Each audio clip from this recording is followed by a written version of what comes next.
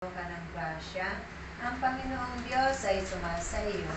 Bukod kang pinagpala sa babaeng lahat. At pinagpala ka naman ng anak na si Jesus. Santa Maria, Ina ng Diyos, panalangin mo kami mga kasalanan, ngayon at kung kami mamamatay. Amen. Luwalhati sa Ama, sa Anak, at sa Espiritu Santo. Para sa unang-una, ngayon, magpakailanman, magpa sa walang hanggan. Siya nawa. Sabay-sabay po natin luwalhatiin ang ating Panginoon.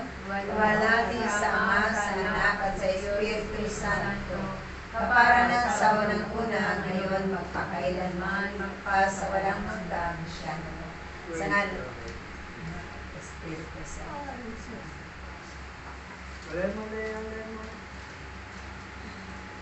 Kung kayong lahat ay naririto na sa kawan ng Diyos Amang makapangyarihan sa lahat.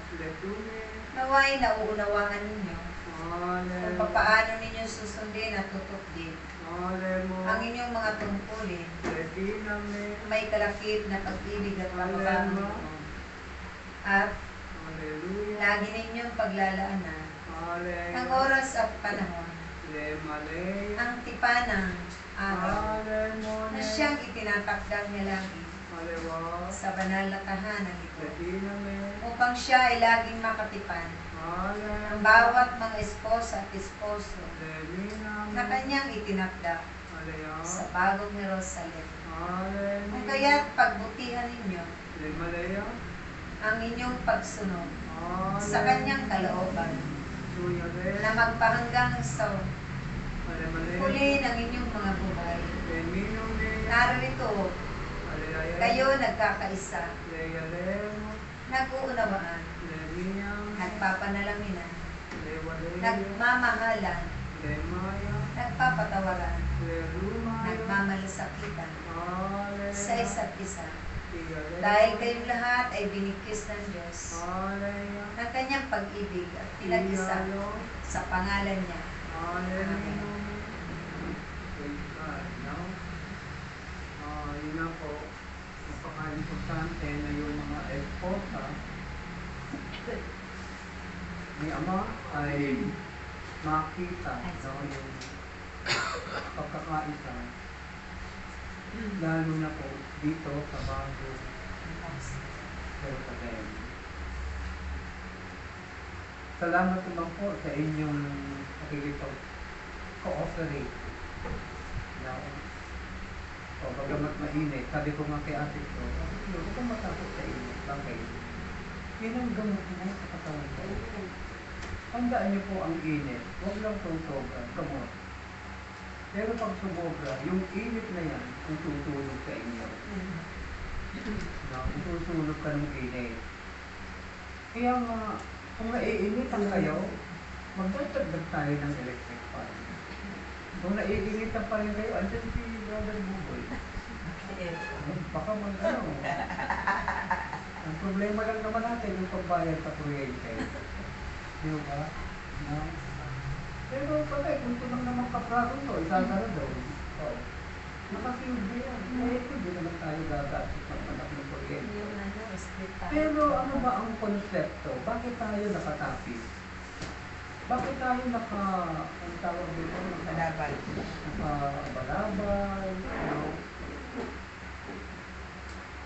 Gusto natin makita ng mga tao na mayroong ibang pangyayari dito. Pagdating sa bahay niyo, yun ang suot niyo. Hanggang maaari na pagdating niyo rito, medyo iba ang inyong estilo. Iba ang inyong anyaw. No? Nakuha ba natin? Kung sa bahay niyo, yan ang anyo mo. Ang anyo mo sa bahay niyo, katulong, nanay. Ikaw ang katulong, ikaw ang karpintero, ikaw ang tubero, ikaw ang buwarya. Lahat ata ng gawain sa bahay, alam niyo na. Okay? Pagdating sa kingdom ministry, ano ba yung kingdom ministry? Kapag dito dapat, kakaiba. Yung mararamdaman mo na ikaw ay espesyal na esposa ni Ama. No? Espesyal na esposo ni Ama. Alam niyo yung mga madre, yung mga pare, lahat yan asawa ni Jesus. Lahat sila ay esposa, sila ay nangako kay Jesus. Na sila ay makakaisa ni Jesus hanggang kamatayan. Kaya lang, nasurpresa tayo dito sa bagong Jerusalem. Sapagkat ang nais pala ni Amang Yahweh, tayo ay kanyang maging esposo, esposa. Amen ba? No? Kakaibang, parang ako minsan man nagihinig ko, hindi ko akalain ganun babakta. No? Ganung kahalagahan ang ibibigay sa atin ng Diyos. Isipin mo ano ang tawag sa inyo ni Jesus? Inang. Bakit naman ang tawag sa inyo ni Jesus ay nanay? Kasi si Jesus, 33 years old. Siguro na 85. Ay, hindi ka pala tingin 85. Si Mami Nene pala. 80. Kaya pag nagkita sila ni Jesus, ang tawag sa kanya ni Jesus, Lula.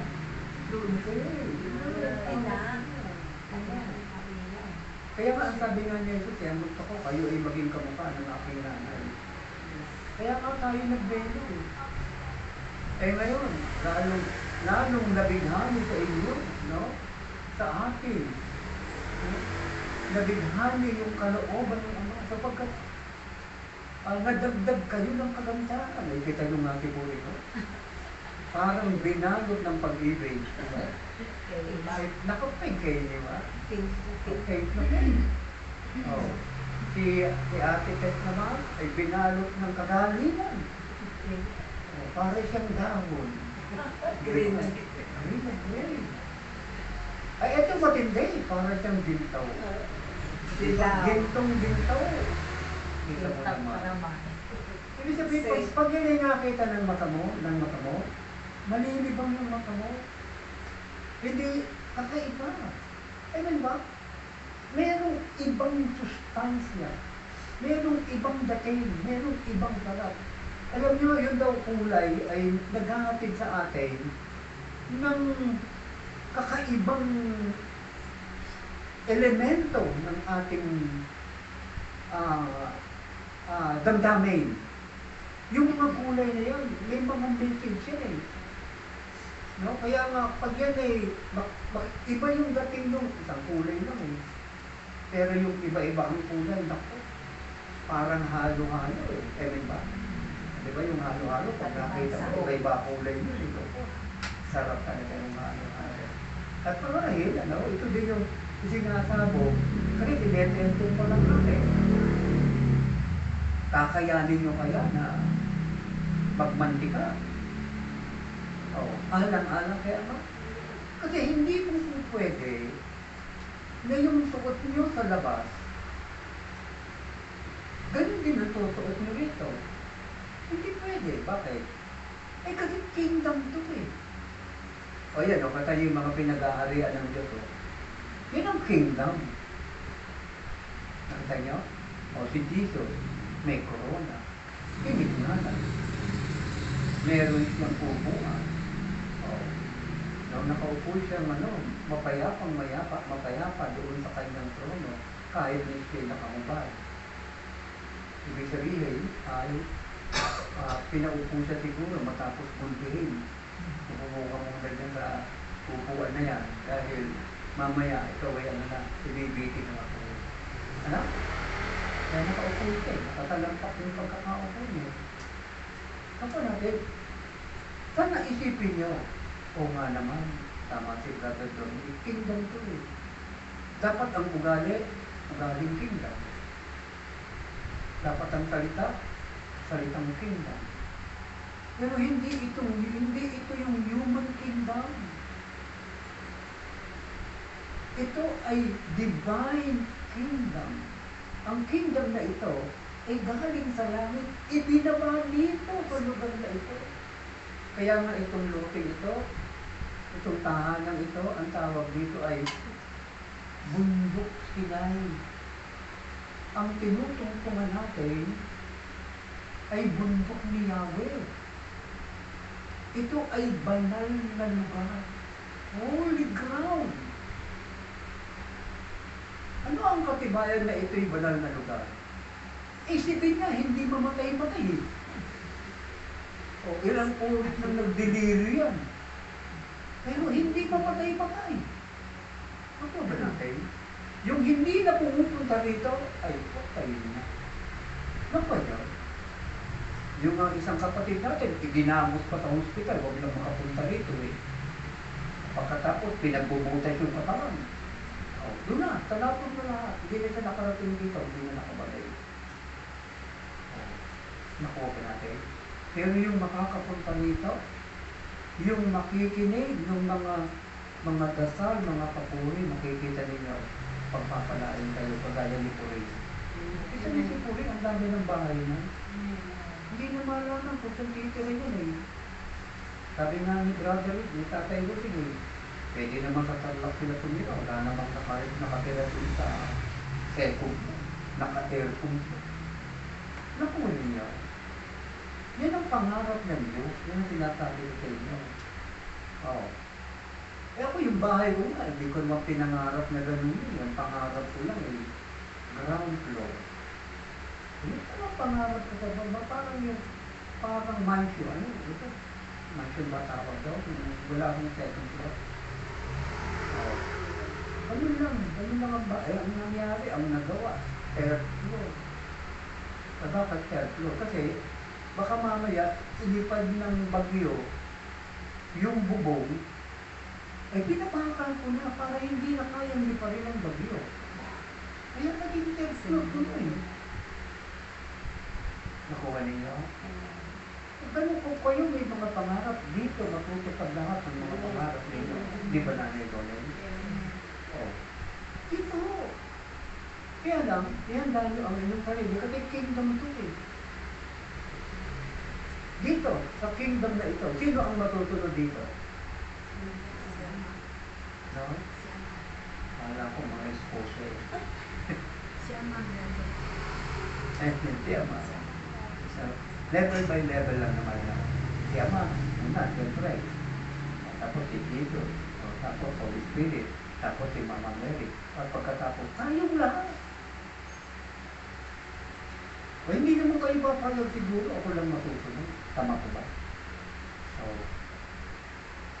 Tayong lahat. Sabi ko nga kay Ate Jenny, tayong lahat po. Hindi naman ito. Kakayanin ko ba yan ng mga isang tambak na tao na yung kayo ba kaya niyo?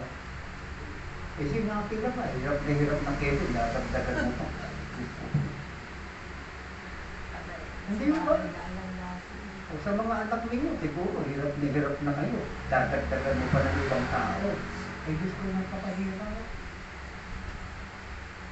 Oh, sa mga anak pa lang, napakahirap na. Di ba, Flor? Okay, sa inyo. Nakuha niyo po ba ang ibig sabihin? Parang uwi-uwi na kayo. Pero napaka-importante nito. Pag-ikipan niyo.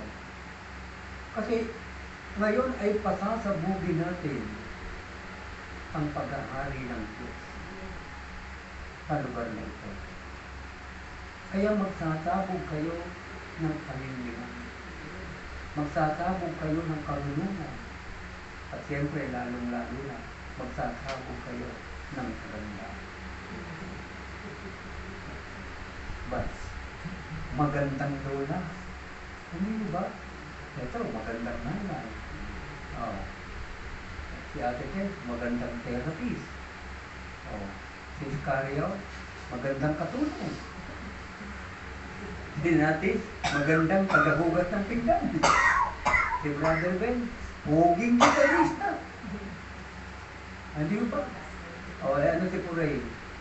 Ay, magandang speaker. Magsasabog kayo. Kaya lang, kapikita nyo, kakaiba. Kakaibang tema, kakaibang konsepto. Ibig sabihin, sa bawat kilot mo, makita talaga, ano ba itong bakit Jerusalem? Kasi kingdom hindi. tayo ay nasa banal na lugar. So, kung kailangan magpagawa tayo ng mga gintong upuan, papagawa tayo. Kaya nakaupo kayo sa mga gintong upuan nila. Ewan ko po paano mangyayari ang problema po ng Biblia. Hindi ko po yung problema. Yun ang may pangarap namin. Pero sa langit, sigurado na yan. Amen ba? Kaya lang dito sa lupa. Kaya maganda, parang buboy, nakikita niya. Ano kaya magandang gawin? Diba? Nakikita niya eh. Kasi nga, sabi ko nga sa inyo, napakahigpit po ng pagtawag nyo sa atin ng parokya. Inip na sila na tayo ay pumunta. Oh. Kaya sa sa Webis Santo, doon tayo mag-attend tayo ng washing of the feet. At syempre, nakatapis kayo. Baka mahugasan yung paa namin Father. Eh, mga lalaki naman yung hugasan, hindi naman mga espote. Ano ko doon Kung magulang. Sipon. Ay, ba't ba kayo nakaganyan sa tabi nyo? Kasi ito yung panahon. Di ba? Oo, ito yung panahon, no? Na kakaibang panahon. Tama ko ba? Eh, kesa naman yung suot nyo, taong raka. May nakatabit na lata, papel, plastic. O, eto naman, bagay naman sa inyo eh. Mga manipis lang. May lang gawin nyo, manipis kayo ba't yung butas-butas? Basta assignment niya. Kasi kailangan nandun tayo ng Webes, Biyernes. Sa Biyernes, dito tayo maghahapunan. Dito, kakain tayo dito. Pagkatapos ng posisyon ng Santo Entero, kakain tayo dito. Kukunin na natin yung message. Sabado, dito tayo hanggang Linggo. Sa Linggo, kapistahan ng pagkabuhay, ang pinag-aaralan ko, alas 9, tapos mananangalian tayo dito. Siguro, hanggang alas 3 tayo. Para meron na lang tayong heavy merienda. Alas 9 hanggang sa Linggo yung kapistahan ng pagkabuhay. Alas 9 hanggang alas 3. Para sa gabi, pwede pa kayo makapagtimba. Kung hindi kayo nakapagtimba sa umaga. Pero tandaan niyo po, nakatapis kayo. Nakasas kayo. Opo, talagang nakakahiya. Nakakahiya sila. Hindi tayo.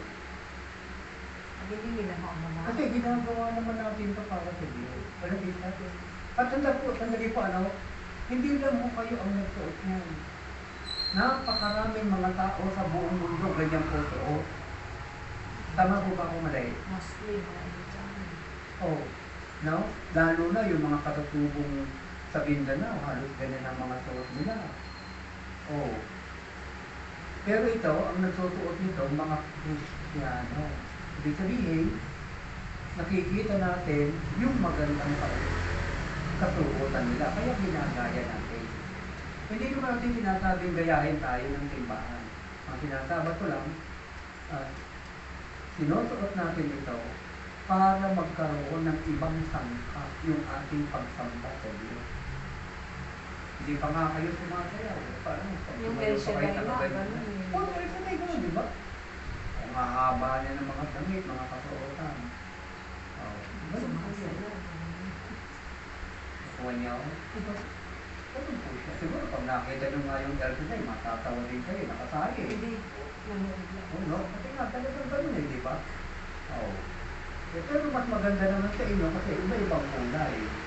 Tama po ba? Iba-ibang disenyo. Depende doon sa concept nyo. Kayo ang magpapasya. Gaano kabagay yung suot nyo. Pwede po yan. Pwede naman tapis lang. Kung kayo ay ayaw nyo na ito, parang ganyan, nakasapis lang. Hindi tapis. Yung tapis kasi, kasuman ka ng dalagang Pilipino yun. Hindi na natin ginagawa. Kasi bakit? Inip na kayo. Tama po ba? Kaya lang, dadagdagan natin ng init yung ating katawan Kasi bahagi iyon ng pagtamba natin sa Diyos. Kaya kailangan pag-isipan ninyo. No? Papaano bang pagdating dito, ang makikita ng tao, ba't kakaiba sila? Ba't kakaiba? Kasi kingdom ministry. Nakuha po ba niya? Iba po yung ginagawa sa labas, iba yung ginagawa natin sa loob dito. Kingdom ministry ito. So, hindi yung ginagawa sa labas, kaparehas ng ginagawa dito. Kasi kung parehas, hindi mo na kailangan yung kingdom. Meron na pala sa labas eh.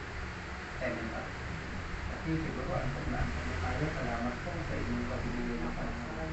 Diba natin sa Ama, sana kasi Espiritu Santo. Para sa una ngayon, magpakailanman, magpasa walang hanggan siya.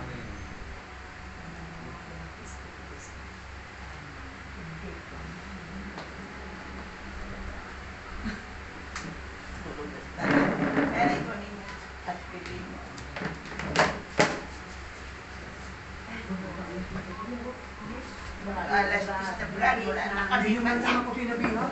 Wala na kami masakyan. Kaya, Oy, bukas na ito yung charge. ibang naman. Ate, may charger po. Ito yung charger.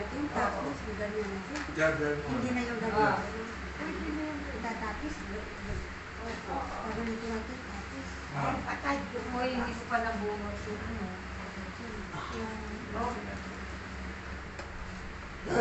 Kasi baka magsara ang gate.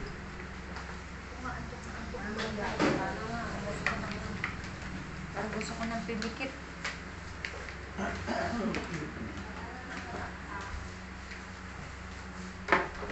Maaga pa tayo bukas dito. Ay, ito bag. Sabi ng tayo, alas 9. Nabulot ko na dyan sa hindi. Ouch, ouch. Ganyan, mabilis. Ay, alas natin. Diyan pa, nandiyan pa. Maglalagay.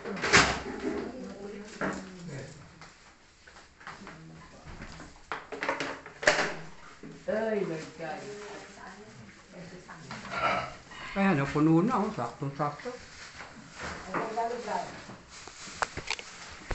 Napuno lahat yung ating mga cellphone.